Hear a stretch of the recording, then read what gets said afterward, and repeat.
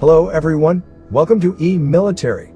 Another 3,000 troops from the 82nd Airborne Division will move to Europe in the coming days, and Secretary of Defense Lloyd J. Austin is temporarily repositioning 160 troops training Ukraine's military out of the country. The moves come in the face of further signs of Russian escalation on its borders with Ukraine, said Jake Sullivan, President Joe Biden's national security advisor. Sullivan spoke at the White House yesterday.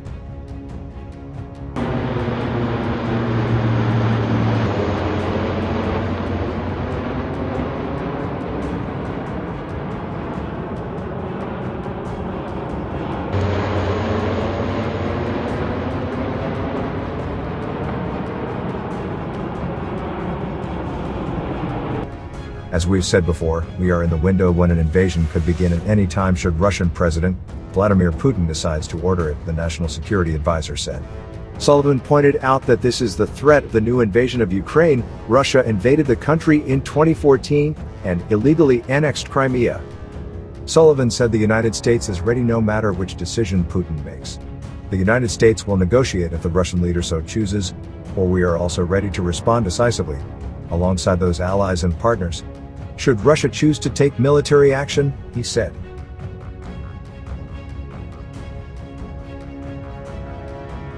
If Russia decides to invade Ukraine, the U.S. response would include severe economic sanctions, with similar packages imposed by the European Union, the United Kingdom, Canada, and other countries.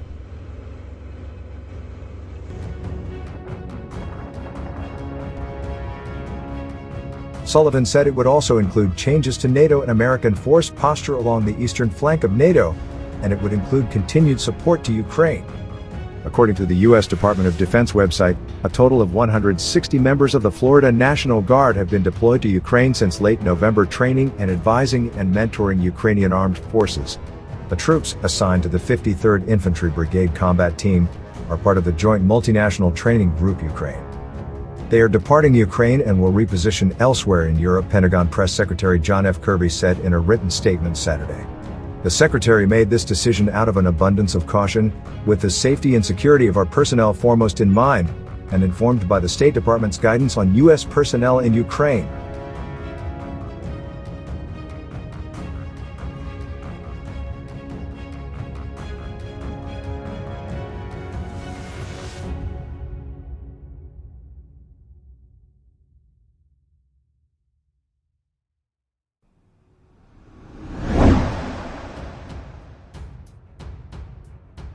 Yesterday, a senior defense official confirmed that another 3,000 soldiers from the 82nd Airborne Division based at Fort Bragg, North Carolina, will deploy to Europe.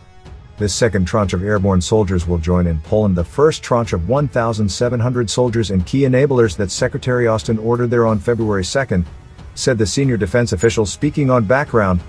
Nearly two-thirds of this first tranche has already arrived. They are commanded by Army Major General Christopher Donahue.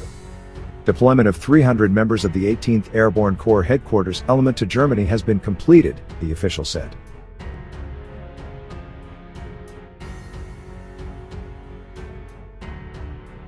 That element is led by Army Lieutenant General Michael Kurilla. All told, these 5,000 additional personnel comprise a highly mobile and flexible force, capable of multiple missions, the official said. They are being deployed to reassure our NATO allies, deter any potential aggression against NATO's eastern flank, train with host nation forces, and contribute to a wide range of contingencies. They will report to Air Force General Todd Walters, the commander of U.S. European Command. There are more than 80,000 American service members in Europe. Diplomacy continues. Biden spoke with Putin this morning. A White House release said Biden spoke very plainly about the costs of another Russian invasion of Ukraine. President Biden was clear that, if Russia undertakes a further invasion of Ukraine, the United States, together with our allies and partners, will respond decisively and impose swift and severe costs on Russia, the report said. President Biden reiterated that a further Russian invasion of Ukraine would produce widespread human suffering and diminish Russia's standing. President Biden was clear with President Putin that while the United States remains prepared to engage in diplomacy, in full coordination with our allies and partners, we are equally prepared for other scenarios.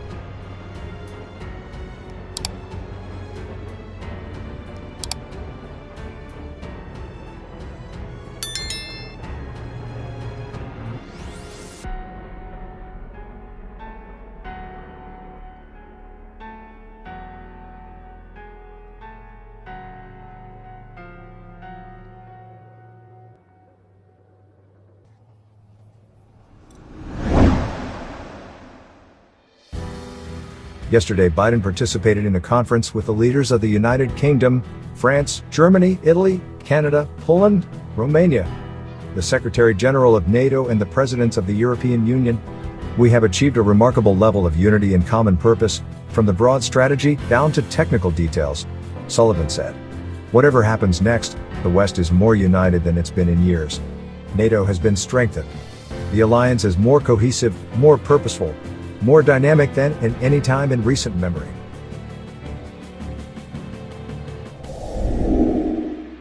The fear about the possible Russian invasion of Ukraine and Western capitals is reasonable. More than 160 Russian ships and 10,000 Marines and other personnel have gathered in the Black Sea, the latest forces to join a buildup of tanks, warplanes, missile batteries, and more than 100,000 troops that now bracket Ukraine on the north, east, and south. The U.S. and its North Atlantic Treaty Organization partners have said they won't send combat troops to fight off any Russian intrusion, but they were rushing reinforcements to the alliance's eastern flank in Poland and here in Romania, where additional U.S. troops and armored vehicles began arriving this week.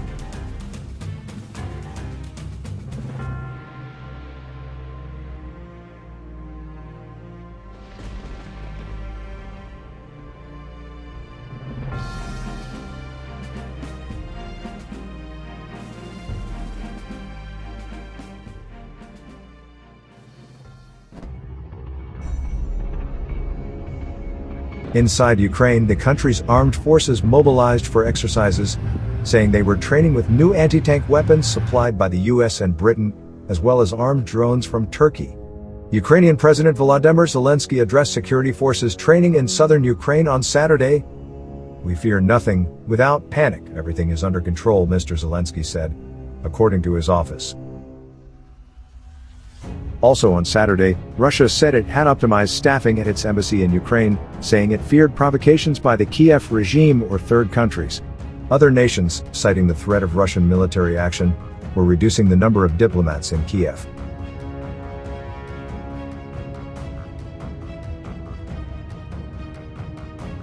The White House, saying Russia could mount airstrikes and missile attacks on Kiev, urged Americans to leave the country quickly. Other Western countries also urged their people to leave. At the same time, Russian Foreign Ministry spokeswoman Maria Zakharova called the U.S. warnings hysteria.